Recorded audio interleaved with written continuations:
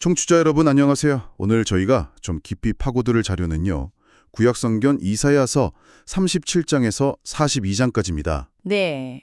여기에는 국가적인 위기, 또 극적인 구원, 인간의 연약함, 그리고 하나님의 위로와 능력, 이런 아주 큰 주제들이 담겨 있어요. 정말 숨막히는 그런 역사적 사건부터 미래를 향한 예언까지 한번 같이 파헤쳐 보겠습니다. 네, 이 부분이 그 서사적 흐름이 아주 인상적입니다. 아시리아의 위협으로 시작해서 또 히스기야 왕 개인의 질병 문제까지 나오죠. 37장, 38장에서요. 네. 그러다가 39장에서는 그가 결정적인 실수를 하고요. 근데 놀랍게도 40장부터는 분위기가 확 바뀌어서 위로와 회복의 메시지, 그리고 그 핵심 인물이죠. 주의 종이 등장합니다. 그러니까 절망적인 상황, 또 인간적인 실패 속에서도 하나님께서 어떻게 당신의 계획을 이끌어 가시는지 이걸 좀 주목해서 보면 좋겠습니다. 좋습니다. 그럼 먼저 37장, 그 아시리아 군대라 예루살렘을 포위했던 상황부터 시작해 볼까요? 네. 이때 아시리아 왕 사네립이 그냥 유다만 위협한 게 아니라 하나님까지 조롱하잖아요. 맞아요. 그게 아주 결정적이었죠. 그러니까 히스기야 왕이 정말 간절하게 기도로 매달리죠. 나라가 그야말로 바람 앞에 등불 같은 위기였으니까요. 그 결과는 정말 드라마틱합니다. 하룻밤 사이에요. 여호와의 사자가 나타나서 아시리아 군대 18만 5천 명을 칩니다. 18만 5천 명이요? 와. 네. 그리고 사네립은 결국 자기 나라로 돌아갔다가 자기 아들들에게 암살당하죠. 이걸 보면 하나님께서 당신을 믿는 기도를 들으시고 또 신성 모독에 대해서는 어떻게 반응하시는지를 아주 강하게 보여줍니다. 정말 강력한 메시지네요. 그런데 국가적인 구원을 경험한 바로 다음에 38장에서는 히스기야 왕 개인에게 또 위기가 찾아오죠. 네, 맞아요. 병이 들어서 죽게 된 거죠. 이때도 그가 눈물로 기도하니까 하나님께서 생명을 15년이나 연장시켜 주시잖아요. 네, 심지어 해 그림자가 뒤로 물러가는 그런 기적적인 징표까지 보여주시면서요. 여기서는 하나님의 어떤 개인적인 자비, 이런 면모를 볼 수 있습니다. 그렇죠. 그런데 이렇게 큰 구원과 치유를 경험하고 나서 바로 39장에서 히스기야가 좀 결정적인 실수를 하죠. 네. 그게 참 안타까운 부분인데요.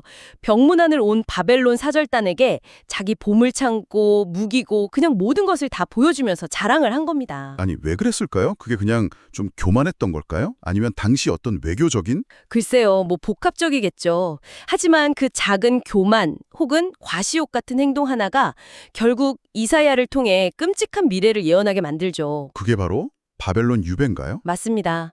유다 왕국이 멸망하고 백성들이 바벨론으로 포로로 끌려갈 거라는 예언이 이때 나오는 겁니다.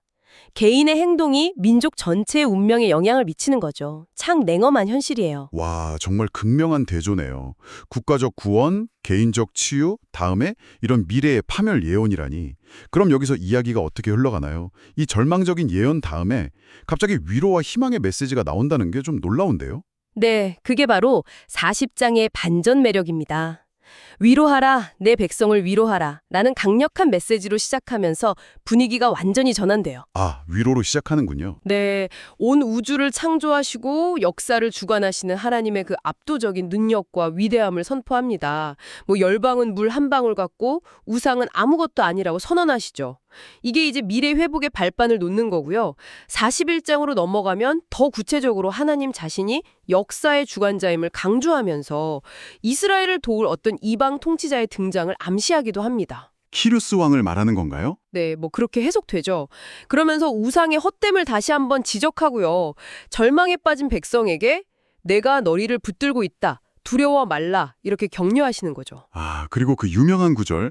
오직 여호와를 앙망하는 자는 새 힘을 얻으리니, 이 약속도 40장에 나오죠. 정말 큰 희망의 메시지네요. 그렇죠. 지친 영혼들에게 정말 필요한 말씀이죠. 그리고 이제 42장으로 넘어가면 드디어 그 주의 종이라는 새로운 인물이 등장하는군요. 맞습니다. 히스기야의 이야기가 어떻게 보면 인간 리더십의 한계를 보여준 셈이거든요. 아무리 신실했던 왕이라도 결정적인 실수를 할 수 있다는 걸요. 네, 그렇죠. 바로 그 지점에서 하나님은 당신의 구원 계획을 이끌어갈 새로운 대리인, 바로 이 종을 소개하십니다. 하나님이 직접 택하시고 영을 부어주신 존재로 묘사되죠. 이 종의 특징이 뭔가요? 그는 막 요란하게 세력을 과시하는 스타일이 아니에요. 아니에요. 오히려 온유하게 상한 갈대를 꺾지 아니하며 꺼져가는 등불을 끄지 아니하고 진실로 정의를 시행할 거라고 하죠. 조용하지만 끈기 있게 정의를 세우는 모습이군요. 네. 그리고 결국에는 이방 민족들에게까지 빛이 될 거라고 예언됩니다. 이게 중요해요. 이스라엘만을 위한 존재가 아니라는 거죠. 42장 후반부에 보면 당시 이스라엘 백성들이 영적으로 눈 멀고 귀 먹었다는 지적도 나오던데요. 이들이 오늘 우리에게는 어떤 의미로 다가올까요? 역사 속에서 정말 강력하게 일하시고 기도에 응답하시는 하나님을 보게 되고요. 네.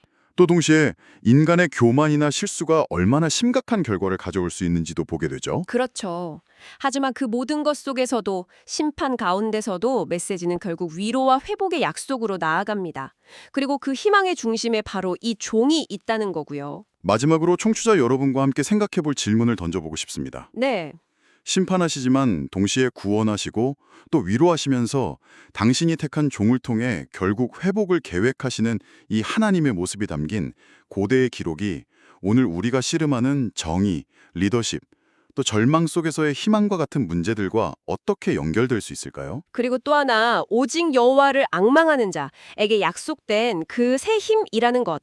우리가 정말 아무것도 할 수 없다고 느낄 때, 완전히 무력하다고 느낄 때 힘을 얻는다는 것은 과연 오늘날 우리에게 무엇을 의미할지 한번 깊이 생각해 보시면 좋겠습니다.